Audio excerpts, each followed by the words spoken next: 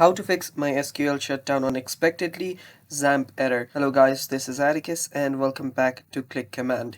In today's video, I'll teach you guys how you can fix your SQL error which shutdowns unexpectedly due to XAMPP error. So let's begin. So to fix this, it's really simple. First, you'll need to open up your task manager. So simply open up your task manager, and on your apps here, what you'll need to do is you'll simply need to search for an process that is called your SQLD.